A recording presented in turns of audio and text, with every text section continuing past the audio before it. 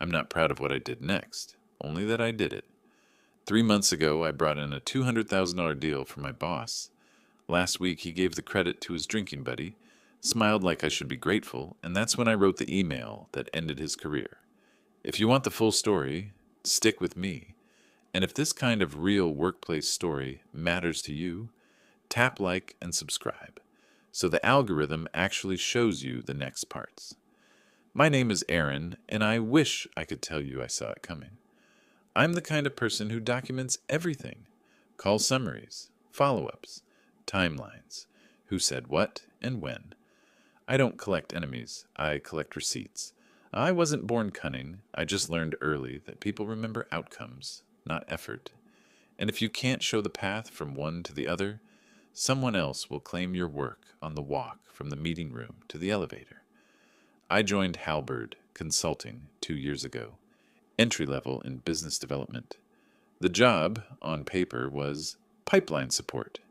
In reality, it was a lot of lukewarm coffee at 7 a.m., polite smiles in rooms full of men who'd been closing deals since before I finished college, and me at my desk after 8 p.m.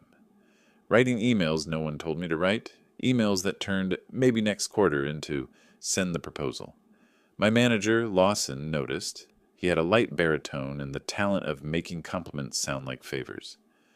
You've got good instincts, Aaron. Bring me things when they're ready. Bring me things when they're ready. Translation: do the groundwork. Disappear at the finish line. I kept my head down anyway. I built a habit the senior guys didn't have time for. I listened. When a potential client mentioned they hated Monday morning calls, I moved hours to Wednesdays. When another mentioned her CFO cared more about risk than ROI, I rewrote our deck to quantify downside exposure before upside potential. I kept a spreadsheet I never shared with anyone. Tiny human context lines. Prefers bullets, hates buzzwords, had a knee surgery in May, hates stairs, lives on his calendar, respects 20-minute meetings. It sounds manipulative until you realize it's just paying attention. The client that matters to this story is Remnant Arrow, a mid-market logistics company with a reputation for grinding vendors to dust and paying late with a smile. They weren't on our radar because our VP thought they were nickel and dimers. I scheduled a call anyway because the operations director, a woman named Mina, answered my cold email with, "Fine, 10 minutes. Prove you're not a waste of air." The 10 minutes turned into 80, then into 3 weeks of whiteboard photos, process maps, and me learning more than I ever wanted to know about pallet pooling and dwell time fees. Mina didn't want buzzwords. She wanted someone to understand why her team was drowning in exceptions. I built a pilot that didn't brag. It breathed, fixed 2 choke points, measured the hell out of them, priced it, so her CFO couldn't say no without insulting math itself. Lawson smiled when he saw the numbers. "Promising," he said, like a man admiring a sunrise he didn't wake up early to see. "Let's bring in Cameron to help you package this." Cameron was his friend. Not officially his friend. Officially he was a principal, but they split bar tabs and stories. Cameron wore watches with moons on the dial and had a way of repeating my sentences with bigger adjectives. If I said pilot, he said initiative. If I said we can absorb the risk for 60 days, he said risk-neutral posture with milestone gates. And everyone nodded like someone had finally spoken adult. I didn't argue. I took notes. I ran the numbers again. When Mina asked technical questions on a Thursday at 9:46 p.m., I answered at 9:49 p.m. with a screen recording. When her CFO demanded proof our pricing wouldn't creep, I sent 3 alternatives, with caps he could live with and penalties for us if we missed SLAs. I wasn't charming. I was relentless. The proposal total came to $200,000 for year 1 with upside in year 2, if we hit KPIs. It was clean. It was fair. It was mine. 1 week before the close, Lawson asked me to walk him through the narrative for the formal pitch. He likes to rehearse other people's confidence. We sat in a glass room at 7 a.m. while the office smelled like industrial carpet and burnt espresso. I laid out the story, Mina's bottlenecks, the two choke points we'd already eased, the specific savings, not the theoretical ones, the pilot we'd expand without wrecking her weekends. He nodded at all the right places. Then he said, "Good. Cameron will present. It'll feel more senior." I knew the rule. Don't flinch, so I didn't. I asked what he wanted me to cover in the Q&A. He said, "We'll see." You tell yourself it doesn't matter who speaks when the work is real. You lie to yourself because the alternative is admitting you've become a ghost in your own body. The day of the pitch, I wore the navy dress that looked serious without trying too hard. I set up in the back with my laptop and my notes because that's where people who actually know the numbers sit. I watched Cameron warm the room with anecdotes about logistics being the circulatory system of capitalism, and Mina smile politely because she reads faster than a man can talk. When the slide with our wrist caps came up, Cameron fumbled a detail I'd sweated over for 2 nights. I leaned forward. Lawson put a hand behind his chair like a stop sign without turning around. He corrected the number with a laugh. We moved on. 90 minutes later, Mina said the sentence that makes or breaks you. Send the draft. If legal doesn't hate it, we'll sign. We popped champagne in the pantry like interns. Lawson took a photo of the bottle. Cameron slapped my shoulder in a way he'd never dare with a man. "You crushed it," he said, like I'd scored a winning assist in a sport he invented. Lawson's toast lasted 15 seconds. "To the team," he said. Everyone played their part. I swallowed the mixed taste of bubbles and bile. The contract came back on a Tuesday, $200,000 in black and white, countersigned. Mina's only note: if you deliver like you listened, we'll renew blindfolded. My inbox pinged with a calendar invite. All hands, Wednesday, conference room C. Subject: celebrating a win. I arrived early and stood. Lawson likes people seated when he speaks. Cameron took a spot next to him. Watch moon blinking like it had something to say. The room filled. The VP wandered in, then the COO, then 2 men from finance who've never remembered my name but know my extension when they need a deck at midnight. Lawson cleared his throat and smiled the way you smile when people are watching. "Wins like this don't happen by accident," he said. "They happen because senior leadership builds trust in the market." I want to recognize Cameron for leading the charge with Remnant Arrow. Years of relationships pay off. He clapped. People followed. The sound was light and ugly. There are moments your body goes very still without your permission. Your ears fill with a low engine sound, and the edges of the room soften like old film. I remember the second hand on the wall clock, stuttering between 11 and 12. I remember Cameron's grin, practiced but greedy. I remember Lawson glancing at me only once, not to include me, but to check whether I'd explode. I didn't. I smiled because if you can't own the narrative in that second, you own your face. Afterward, people drifted over with those disposable compliments that stick to your skin, not your soul. Couldn't have happened without you. You're a star. You're up next. Someone from HR squeezed my arm and whispered, "He sees you." Which he? The one who pressed mute on my voice mid-meeting? The one who took my work and fed it to his friend's ego? I went back to my desk and opened the folder where I keep my notes for moments like this. I didn't plan revenge. I planned clarity. I documented the timeline. First contact, discovery, pilot, pricing, legal calls. The night Mina texted a photo of her kid's science fair project because she finally believed I wasn't another vendor pretending to care. I added screenshots of the 3 places Cameron's phrasing matched my drafts word for word, including the risk-neutral posture line I'd watched him swallow whole. Then I closed the folder because it didn't feel like armor. It felt like a life jacket in a room where people were drilling holes in the floor.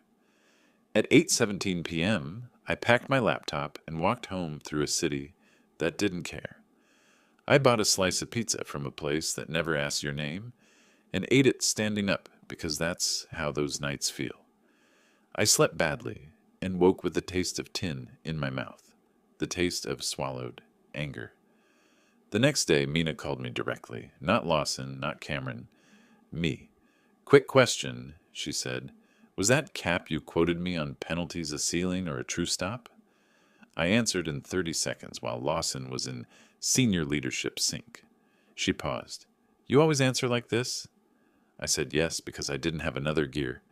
"Good," she said, "because the only reason we signed was the way you listened." I stared at my reflection in the black screen of my turned-off monitor after the call. I looked like someone who could look back. At 5:02 p.m., Lawson slid by my desk like a shadow that learned posture. "Board wants to hear about the win," he said. "I'll need your notes by morning. Keep it tight. Bullet points, high level.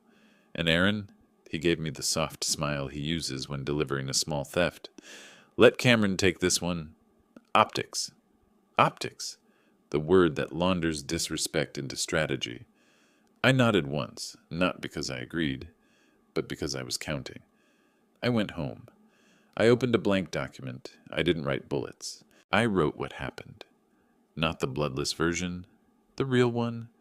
Names, dates, call durations, outcomes, and who delivered them. Then I saved it, closed my laptop, and stood in the dark of my kitchen with the fridge humming like a cheap white noise machine. I didn't know yet what I would do with that truth.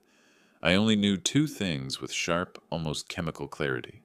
The work was mine, and if I stayed quiet, I would teach them how to erase me. The truth about Halberd Consulting was that nobody handed you anything. You carved it out of silence and pretended it was a gift. By my second year, I had already learned to live in that silence. The office was a floor of glass and chrome where deals were measured not in value but in egos. I was the youngest on the team, the only woman under 30, and the one who stayed after the lights dimmed just enough to pretend the day was over. I didn't come from a family that knew how to work rooms or play golf with VPs. My dad drove trucks until his back gave out. My mom taught history in a school where teachers paid for their own supplies. So I walked into Halberd with nothing but a degree, a notebook, and the kind of stubbornness that keeps you typing at 11:47 p.m., while everyone else is drinking at the bar. Lawson liked to call the satellite office. Lawson was my manager, and in the beginning, I thought he was the closest thing to a mentor I'd ever get. He spoke like every sentence was a secret only smart people could hear. He'd tell me, "Pick your battles, Aaron," with the kind of calm that made you feel childish for even wanting credit. I clung to that at first, thinking maybe if I waited long enough, he'd put me forward. Recognition, after all, was supposed to be earned. But the longer I stayed, the more I realized. Earned and given were two different things. And in this company, given always outweighed earned. I built my reputation in the cracks nobody else cared about. The Monday touch-base meetings, I prepped slides nobody asked for, showing where deals were stalling and why. The Tuesday pipeline reviews, I brought numbers that told the story beneath the story, not just prospect hot or prospect cold, but who opened emails, who dodged calls, and who sent polite excuses at midnight. People noticed quietly.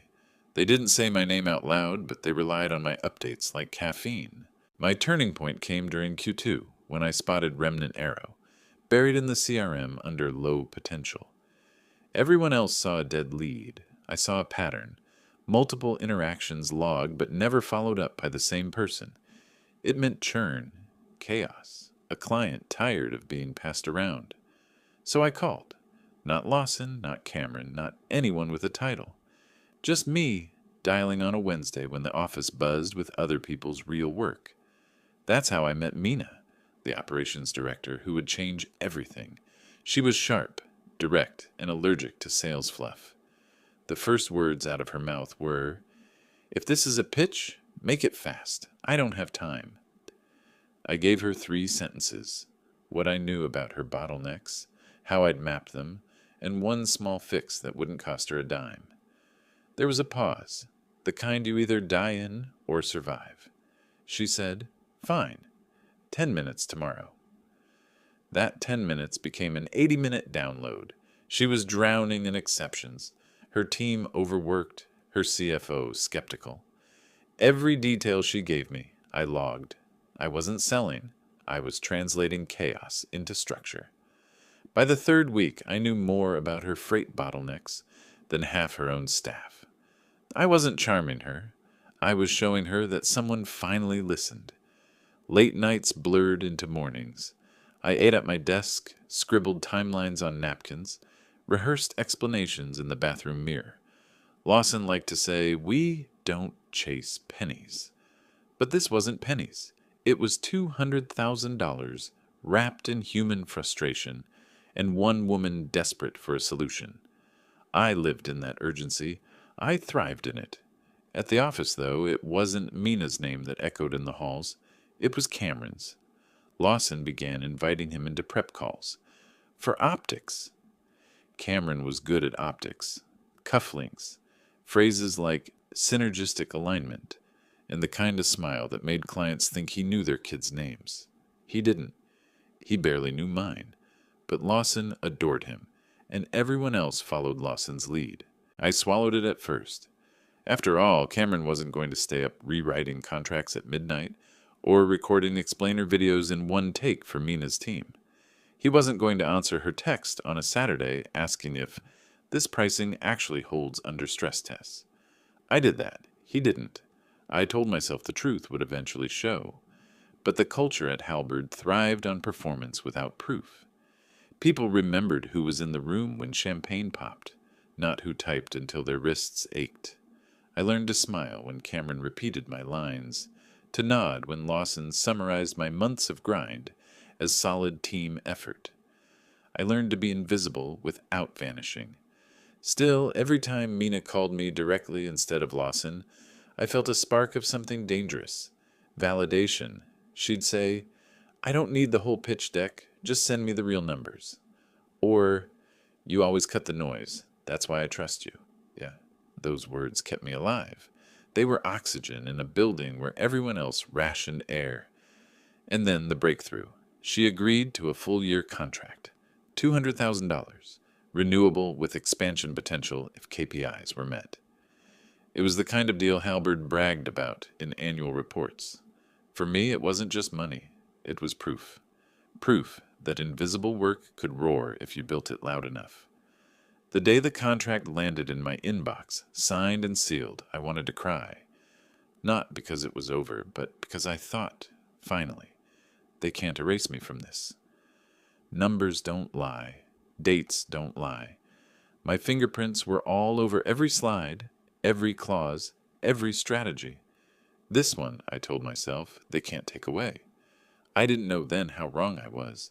By the time the Remnant Aero deal reached its final stretch, I was running on caffeine, adrenaline, and pure stubborn defiance. The office buzzed with other priorities. Quarterly targets, client churn, Cameron's endless anecdotes about his network. But for me, everything narrowed into a single obsession. Making sure Mina's team had no reason to back out. I'd never lived inside a deal before, not like this. Every morning started with my inbox full of red flag questions. What about freight rate variability? How do you handle regulatory compliance in 2 states simultaneously? Can you guarantee SLA turnaround in under 24 hours? Each time, I answered not with fluff, but with receipts, screenshots of processes, side-by-side cost analyses, even late-night test runs I staged myself to prove capacity.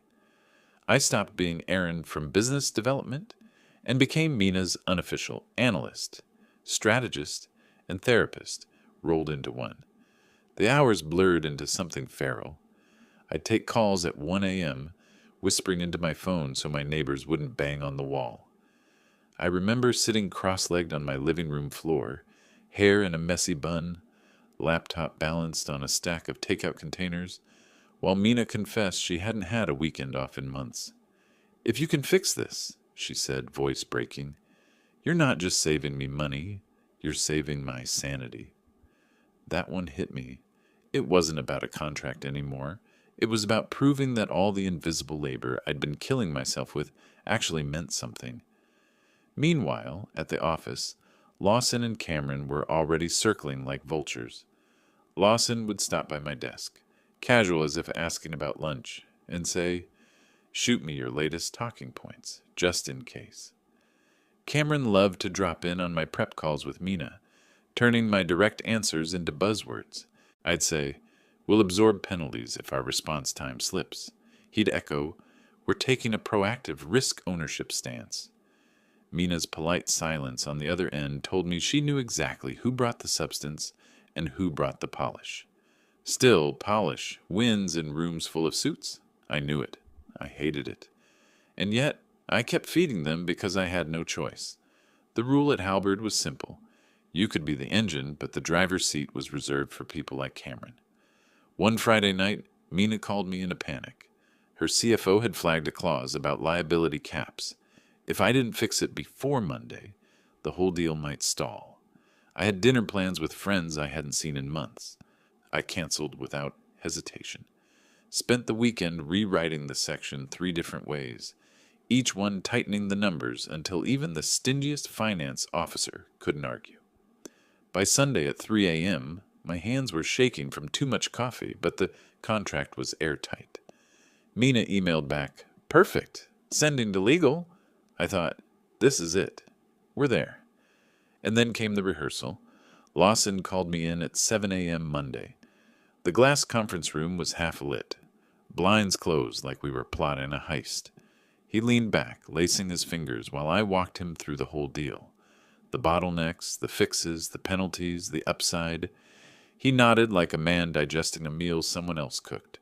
"Strong," he said. "Very strong. Cameron will present. It'll feel more senior." The words hit like a slap. I kept my face neutral, my pulse hammering in my throat.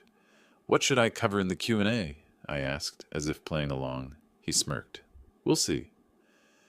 That week, I stopped sleeping properly.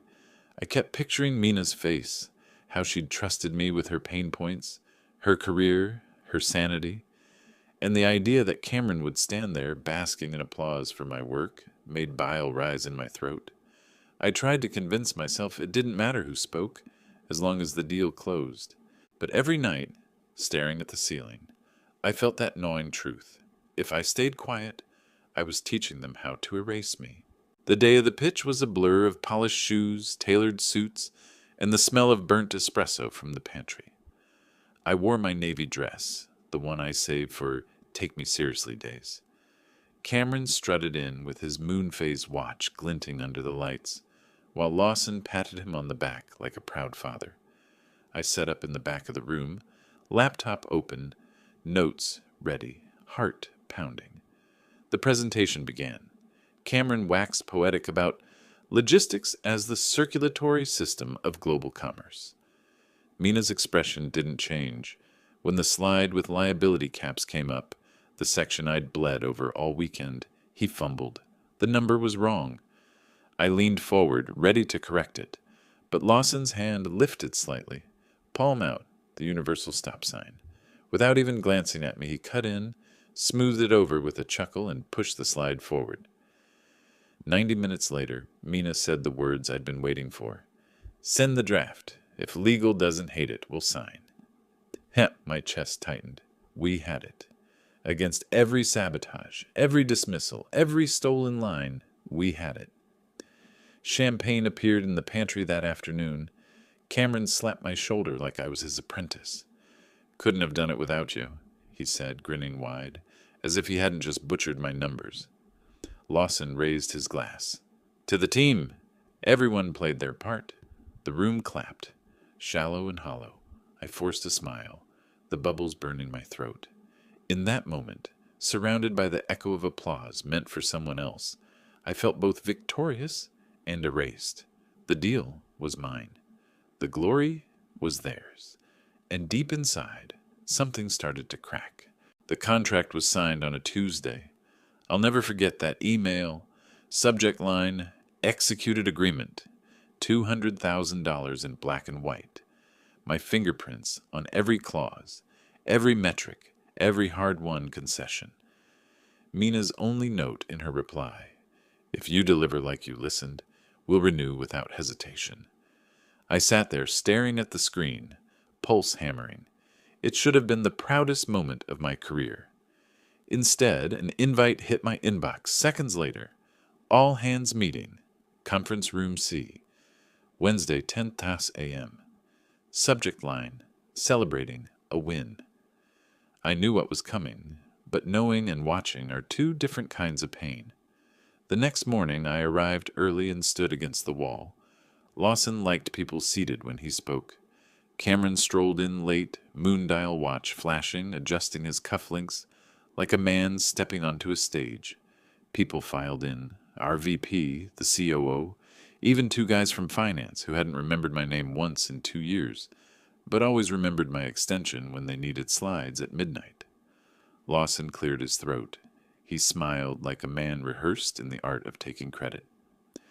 Wins like this don't happen by accident, he began, voice rich and steady. They happen because senior leadership builds trust in the market. I want to recognize Cameron for leading the charge with Remnant Arrow. Years of relationships paying off. This is what consistency looks like. He clapped. People followed. The sound was light, ugly, obligatory. Cameron grinned, modest but smug, as if he'd just been knighted. I felt my body go very still. My ears filled with a low hum, like an engine idling under my skin. The edges of the room blurred.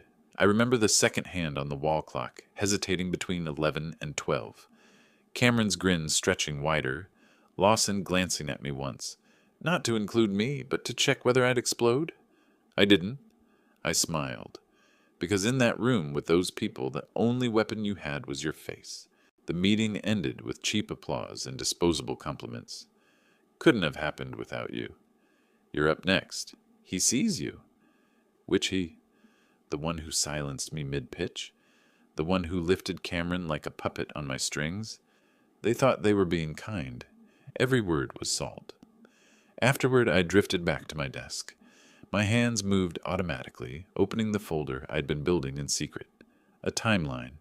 First contact with Mina, discovery calls, pilot metrics, late-night pricing revisions, screenshots of emails, timestamps of messages answered in minutes, not hours. Drafts where Cameron's words matched mine line for line.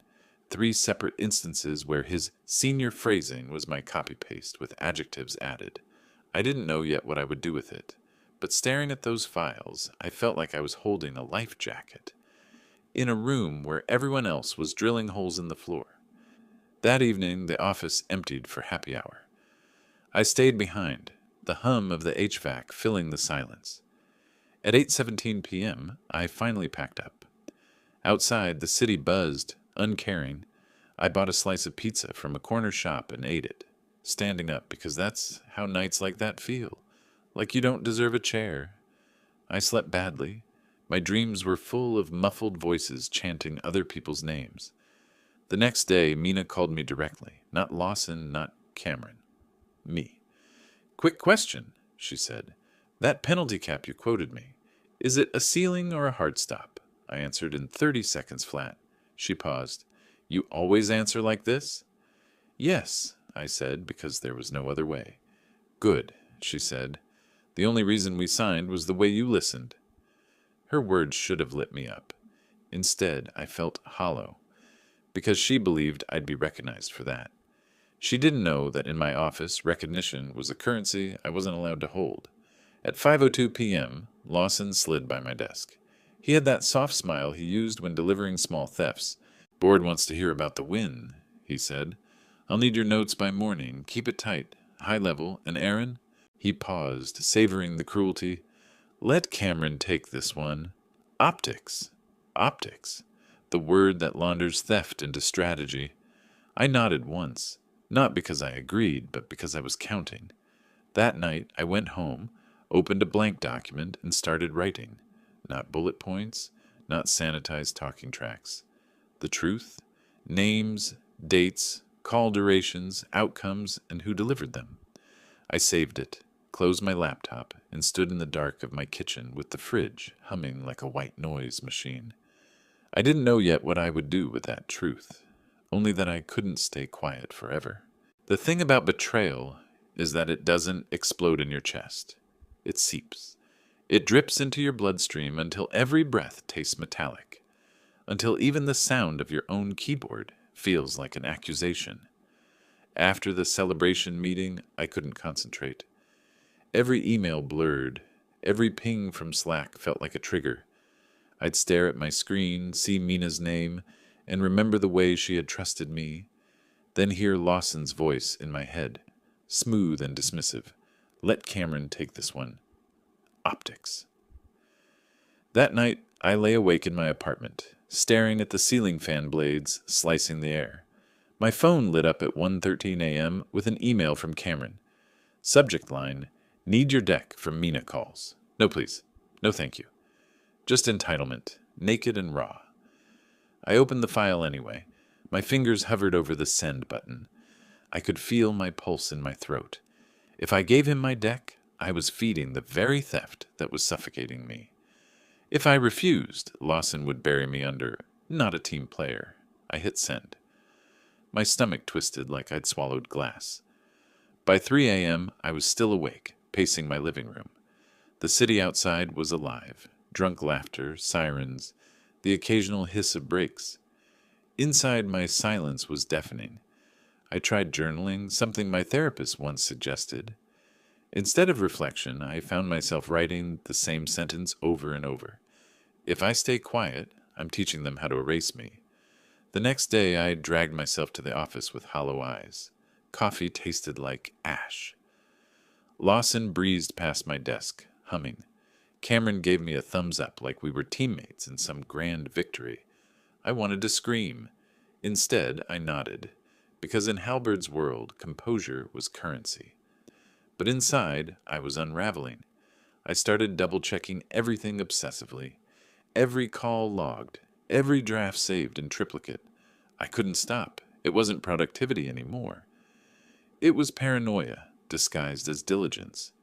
If someone deleted a comma from my notes, I noticed. If Cameron paraphrased my line in a meeting, I cataloged it. At night, I couldn't turn it off.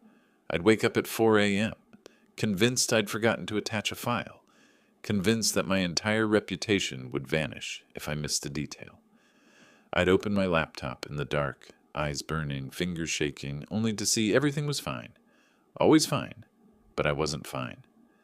The worst moment came one Thursday evening. I was the last one in the office, the only light coming from my monitor. The city skyline glowed beyond the glass walls, mocking me with its indifference.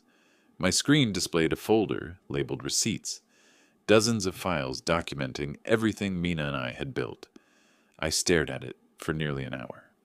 My cursor hovered over the share button. I imagined attaching it to an email to the board, to Mina, to anyone who would listen. I imagined the fallout. Lawson's smug mask cracking, Cameron's watch glinting uselessly as his reputation shattered. But then I imagined HR. I imagined whispers. She's emotional. She's difficult. She couldn't handle it. I imagined being blacklisted in an industry where reputations traveled faster than truth. I closed the folder. That night, I didn't sleep. I lay on my couch, still in my work clothes, watching shadows crawl across the ceiling. My body felt heavy, like I'd been carrying someone else's mistakes on my back. My chest tightened every time I replayed Lawson's words. Optics, teamwork. Everyone played their part. I wanted to believe I could outwork this, that if I just kept my head down, the truth would eventually surface. But deep inside, another voice whispered, "They're not just ignoring you. They're erasing you, and you're helping them do it." By Friday, I looked like a ghost. Mina called again, this time just to check on implementation timelines. Her tone was light, professional, but underneath I could hear the trust. She thought I was leading this. She had no idea I'd been reduced to ghostwriting credit for men who couldn't survive a Q&A without me. I hung up and sat frozen, palms pressed to my eyes until stars danced. I thought about quitting, about walking out and letting Halberd rot in the lies it built. But the thought of Mina's trust being betrayed of her realizing the person she counted on had disappeared, gutted me. So I stayed, silent, exhausted, bleeding internally from 1,000 invisible cuts. And in that silence, something darker began to grow. Not rage exactly. Not yet. More like the seed of inevitability. Because you can only erase someone for so long before they decide to write themselves back in. There's a moment when exhaustion hardens into clarity.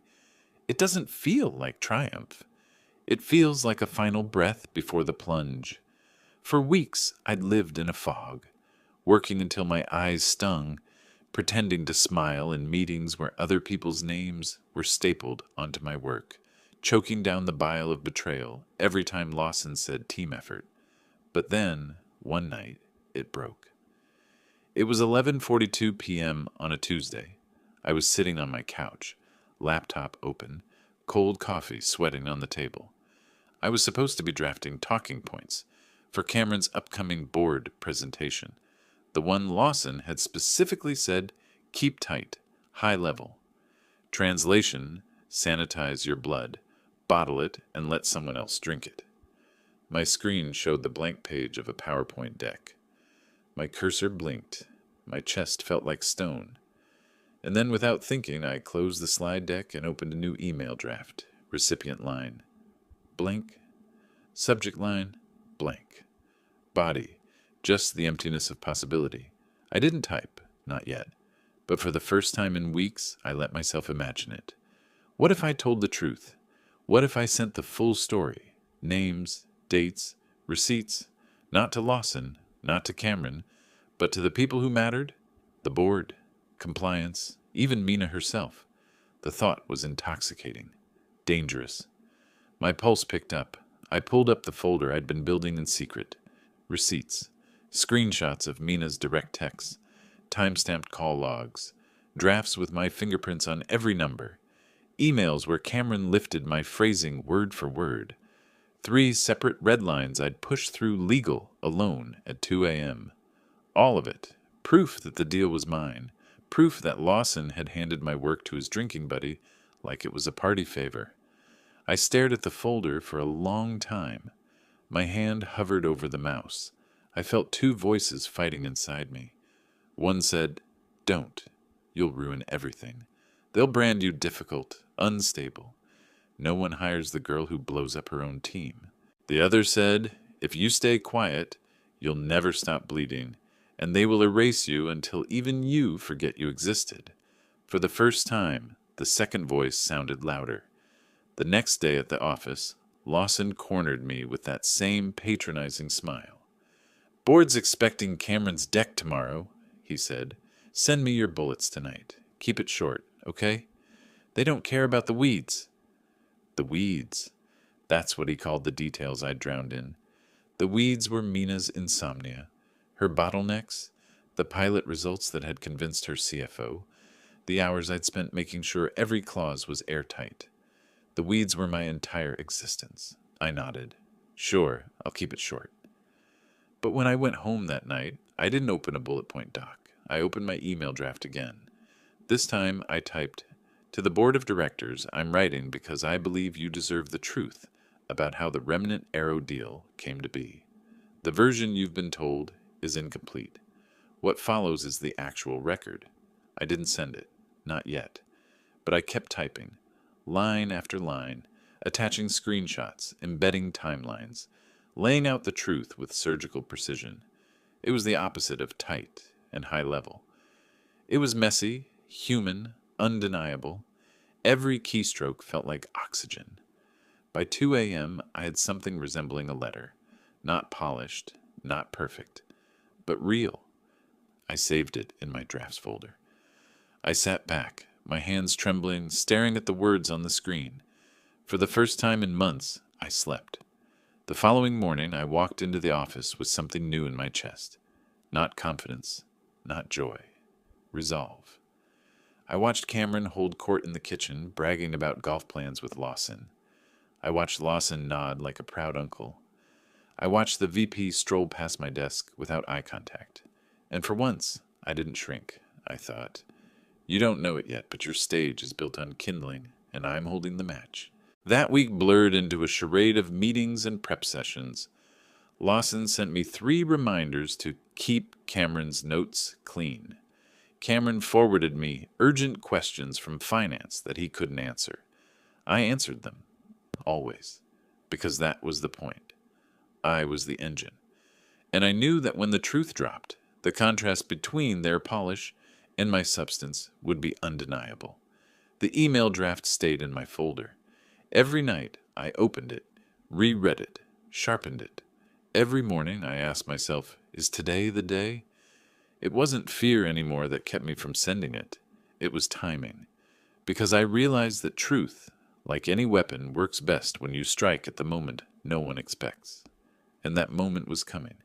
Because Cameron's board presentation wasn't just optics. It was the stage where Lawson planned to cement the lie, to rewrite history with me erased completely. If I let that happen, it wouldn't matter how many receipts I had. But if I sent the email at the right time, when the lie was at its loudest, when the board was clapping for Cameron's victory lap, the impact would be nuclear. That's when the fear melted away. That's when the decision solidified. I wasn't just drafting anymore. I was waiting. The morning of Cameron's board presentation, the office buzzed, like it had swallowed a double shot of espresso. People straightened ties, printed decks, rehearsed buzzwords in the mirror.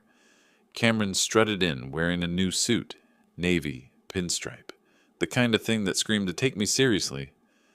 Lawson hovered beside him, hand on his shoulder like a proud father. Me? I sat at my desk, quiet. My laptop was open to my drafts folder. The subject line glared back at me. The truth about the remnant Arrow deal. For a moment my hand trembled. Not because I doubted the truth. I had every receipt, dates, screenshots, contracts annotated in my handwriting, Mina's direct emails thanking me, even Cameron's pathetic, urgent questions that I'd answered while he was at dinner. No, the doubt wasn't about truth. It was about what came after. Once I hit send, there was no going back. My name would be branded across the company, maybe across the industry. Whistleblower, disruptive. The girl who couldn't play nice. The voice in my head whispered, "You'll never work again. They'll blacklist you." And another voice, louder now, cut through, "They've already erased you.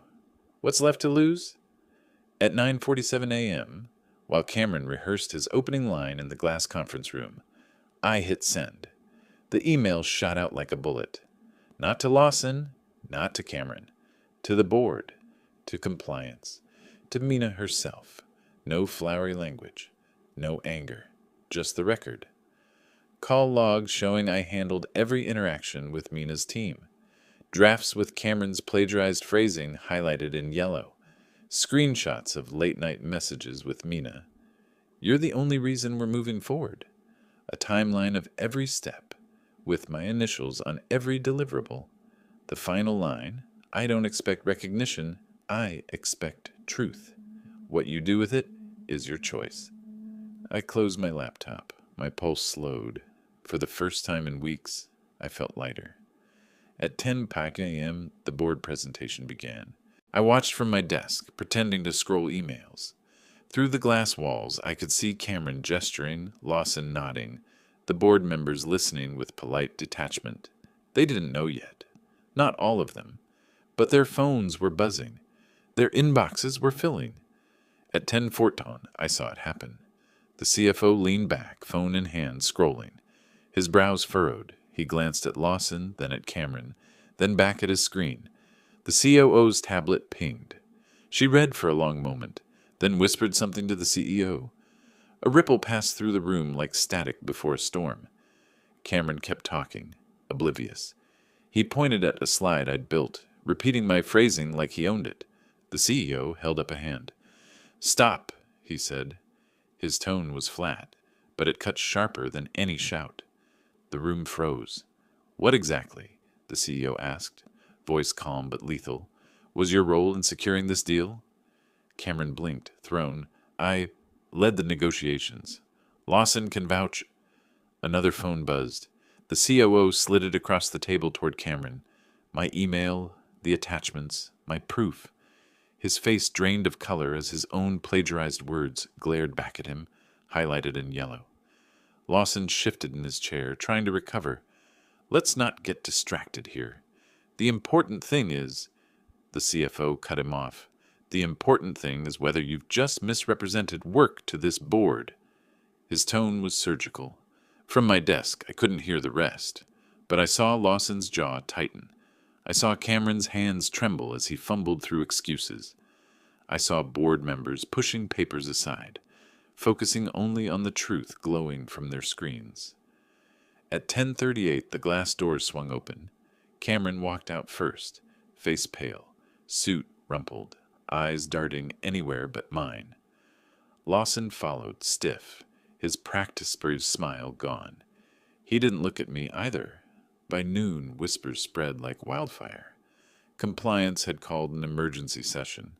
The CEO had cleared his calendar.